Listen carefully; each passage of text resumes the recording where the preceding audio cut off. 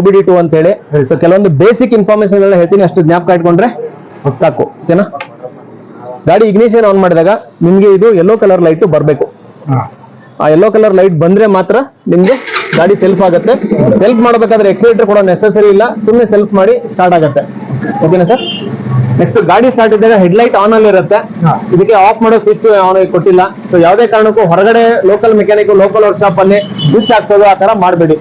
ಯಾಕೆ ಅಂತಂದ್ರೆ ನಿಮ್ಮ ಗಾಡಿಗೆ ಕಂಪನಿಯಿಂದ 5 ವರ್ಷ ಅಥವಾ 75,000 ಕಿಲೋಮೀಟರ್ ವರೆಗೂ ವಾರಂಟಿ ಇರುತ್ತೆ. ಸೊ ಹಾಗಾಗಿ ಗಾಡಿ ಸರ್ವಿಸ್ ಹೊರಗಡೆ ಏನೋ ಕೆಲಸ ಮಾಡೋದು ಲೋಕಲ್ ಮೆಕ್ಯಾನಿಕ್, ಲೋಕಲ್ ವರ್ಕ್ಶಾಪ್ ಅಲ್ಲಿ ಮಾಡಿಸಂಗಿಲ್ಲ. ಏನಿದ್ರು ಗಾಡಿನ ಶೋರೂಮ್ ಅಲ್ಲೇ ಮಾಡಿಸ್ಕೋಬೇಕು. ಓಕೆನಾ ಸರ್?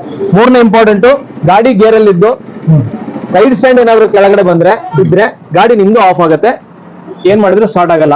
ಸೊ ಸೈಡ್ ಸ್ಟ್ಯಾಂಡ್ ನ ತೆಗೆದಿರ್ಬೇಕು, ಇಲ್ಲ ಗಾಡಿ ನ್ಯೂಟ್ರಲ್ ಇರಬೇಕು. ಎರಡರಲ್ಲಿ ಒಂದಿದ್ರೆ ನಿಮ್ದು ಗಾಡಿ ಸ್ಟಾರ್ಟ್ ಆಗುತ್ತೆ. ನಾಲ್ಕನೇ ಇಂಪಾರ್ಟೆಂಟ್, ಗಾಡಿಗೆ ಹಳೆ ಗಾಡಿಗಳ ತರ ರಿಸರ್ವ್ ನಾಬ್ ಬರಲ್ಲ, ಡೈರೆಕ್ಟ್ ಪೆಟ್ರೋಲ್ ಇದ್ದು. ಸೊ ಹಾಗಾಗಿ ಯಾವಾಗಲೂ 1 ಪಾಯಿಂಟ್ ಪೆಟ್ರೋಲ್ ನೀವು ಮೇಂಟೈನ್ ಮಾಡಲೇಬೇಕು.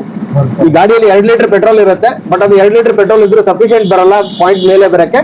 ಸೊ ನೀವು ಪೆಟ್ರೋಲ್ ಹಾಕ್ಸ್ಕೊಂಡ ಮೇಲೆ 1 ಪಾಯಿಂಟ್ ಪೆಟ್ರೋಲ್ ಯಾವಾಗಲೂ ಮೇಂಟೈನ್ ಮಾಡಬೇಕು. ಇದು 4ನೇ ಇಂಪಾರ್ಟೆಂಟ್ ಮಾತು. ಗಾಡಿಗೆ 5 ವರ್ಷ ಅಥವಾ 75,000 ಕಿಲೋಮೀಟರ್ ವರೆಗೂ ವಾರಂಟಿ ಬರುತ್ತೆ. ಸೊ ಸರ್ವಿಸ್ ಎಲ್ಲಾ ಸರ್ವಿಸ್ ಏನೇ ಕಂಪ್ಲೇಂಟ್ ಇದ್ರು ಗಾಡಿನ ಶೋರೂಮ್ ಅಲ್ಲೇ ತಗೊಂಡ್ಬಂದು ಮಾಡಿಸ್ಕೋಬೇಕು. ನಮ್ ಫ್ರೆಂಡ್ ಇದಾನೆ, ನಮ್ಮ ಮನೆ ಪಕ್ಕನೆ ವರ್ಕ್ಶಾಪ್ ಇದೆ, ಇವ್ ಯಾವ್ದನ್ನು ನೀವು ಹೊರಗಡೆ ಒಂದೇ ಒಂದು ಸರ್ವಿಸ್ ಮಾಡಿಸ್ಕೊಂಡ್ರೆ ನಿಮ್ದು ವಾರಂಟಿ ಲ್ಯಾಪ್ಸ್ ಆಗಿ ಹೋಗುತ್ತೆ. ಗಾಡಿ ಜೊತೆ ಬರೋ ಬ್ಯಾಟ್ರಿಗೆ 1 ವರ್ಷ ವಾರಂಟಿ ಇರುತ್ತೆ. 1 ವರ್ಷದಲ್ಲಿ ಬ್ಯಾಟ್ರಿಗೆ ಏನಾದ್ರು ಕಂಪ್ಲೇಂಟ್ ಅಥವಾ ಏನೋ ಪ್ರಾಬ್ಲಮ್ ಆದ್ರೆ ನಿಮ್ಮ ಬ್ಯಾಟ್ರಿನ ಪೂರ್ತಿ ರಿಪ್ಲೇಸ್ ಮಾಡ್ತಾರೆ. ಸೊ ಅದಕ್ಕಾಗಿ ನೀವು ಶೋರೂಮ್ ಅಲ್ಲೇನೆ ಸರ್ವಿಸ್ ಮಾಡಿಸ್ಕೋಬೇಕು. ಗಾಡಿ ಜೊತೆ ಬರೋ ಇನ್ಶೂರೆನ್ಸ್ 5 ವರ್ಷದ ಇರುತ್ತೆ, 1+4 ಇರುತ್ತೆ. ಮೊದಲೇ ವರ್ಷ ಫಸ್ಟ್ ಪಾರ್ಟಿ ಇರುತ್ತೆ, ಮಿಕ್ಕಿರೋದು 4 ವರ್ಷ ಥರ್ಡ್ ಪಾರ್ಟಿ ಇರುತ್ತೆ. ಫಸ್ಟ್ ಪಾರ್ಟಿ ನೀವು ಪ್ರತಿ ವರ್ಷ ರಿನ್ಯೂವಲ್ ಮಾಡಿಸ್ಕೋಬೇಕು.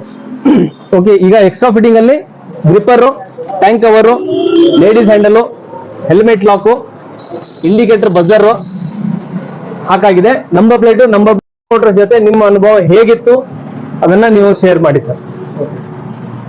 ದರ್ಶನ್ ಹೋಟೆಲ್ ಅಲ್ಲಿ ನಿಮ್ಮ ಹೆಸರು ಆನಂದ್ ಅವರ? ಆನಂದ್ ಅವರು ಒಳ್ಳೆ ರೆಸ್ಪಾನ್ಸ್ ಮಾಡಿದ್ರು, ಕಸ್ಟಮರ್ಗೆ ರೆಸ್ಪಾನ್ಸ್ ಮಾಡಿ ಕುಂತ್ಕೊಂಡು ಡೀಟೇಲ್ ಆಗಿ ಮಾತಾಡಿ ಗಾಡಿ ಬಗ್ಗೆ ಎಕ್ಸ್ಪ್ಲೇನ್ ಮಾಡಿ ಎಲ್ಲ ಒಳ್ಳೆ ಅನುಭವ ಹಂಚ್ಕೊಂಡಿದ್ದಾರೆ. ನೆಕ್ಸ್ಟ್ ಇದೇ ತರ ಬರೋ ಕಸ್ಟಮರ್ಸ್ಗೆಲ್ಲ ಒಳ್ಳೆ ಹ್ಯಾಂಡ್ ಓವರ್ ಮಾಡಿ ನೆಕ್ಸ್ಟ್ ಇದೇ ತರ ಮಾಡಿದ್ರೆ ಇನ್ನು ಫ್ಯೂಚರ್ ಅಲ್ಲಿ ಇನ್ನ ಒಳ್ಳೊಳ್ಳೆ ಕಸ್ಟಮರ್ಸ್ಗಳು ಬರ್ತಾರೆ. ಬಟ್ ಬೇರೆ ಶೋರೂಮ್ಗಳಲ್ಲಿ ಹೋದಾಗ ನನ್ಗೆ ಗೊತ್ತಿರೋ ಪ್ರಕಾರ ಆತರ ಯಾರು ಕುಂತ್ಕೊಂಡು ಡಿಸ್ಕೌಂಟ್ ಬಗ್ಗೆ ಆಗ್ಲಿ, ಇದ್ರ ಬಗ್ಗೆ ಆಗ್ಲಿ, ಗಾಡಿ ಫ್ಯೂಚರ್ ಬಗ್ಗೆ ಆಗ್ಲಿ ಎಕ್ಸ್ಪ್ಲೈನ್ ಮಾಡಲ್ಲ. ಅವ್ರೇನಿದೆ ಅದು ಕಂಪ್ನಿಯಿಂದ ಎಷ್ಟು ಬರುತ್ತೆ ಹಿಂಗಿದೆ ಅಂತಾರೆ. ಇವ್ರು ಅಡಿಷನಲ್ ಆಗಿ ನಮ್ಗೆಲ್ಲ ಎಕ್ಸ್ಟ್ರಾ ಫಿಟ್ಟಿಂಗ್ಸ್ ಎಲ್ಲ ಮಾಡಿಸ್ಕೊಡ್ತೀವಿ, ಗಾಡಿಯಿಂದ ಏನ್ ಬರುತ್ತೆ ಇದೆಲ್ಲ ಹೇಳಿದ್ದಾರೆ. ಬಟ್ ಫರ್ದರ್ ನೆಕ್ಸ್ಟ್ ಇದೇ ತರ ಮೇಂಟೈನ್ ಮಾಡಲು ಹೇಳೋಕೆ ಇಷ್ಟಪಡ್ತೀವಿ ಸರ್. ನೀವು ಗಾಡಿ ಕ್ಯಾಶ್ ಅಲ್ಲಿ ತಗೊಂಡ್ರೆ ಫೈನಾನ್ಸ್ ಅಲ್ಲಿ ತಗೊಂಡ್ರ ಸರ್? ಫೈನಾನ್ಸ್ ಅಲ್ಲೇ ತಗೊಂಡಿದ್ವಿ. Okay sir, finance scheme, loan amount, EMI ಅದೆಲ್ಲ ನೀಟಾಗಿ ಎಕ್ಸ್ಪ್ಲೈನ್ ಮಾಡಿದಾರೆ finance executive?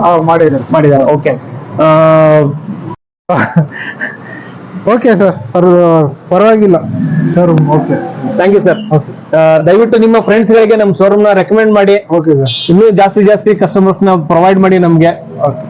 Service local workshop ಅಲ್ಲಿ ಬೇಡ, ಶೋರೂಮ್ ಅಲ್ಲೇ ಮಾಡಿಸ್ಕೋಬೇಕು. ಪೆಟ್ರೋಲ್ ಕಡಿಮೆ ಇರುತ್ತೆ, ಪೆಟ್ರೋಲ್ ಹಾಕ್ಸ್ಕೊಳ್ಳಿ. ಮೊದಲೇ ಸರ್ವಿಸ್ 500 ಕಿಲೋಮೀಟರ್ಗೆ. ಸರಿ sir. All the best sir. Thank you.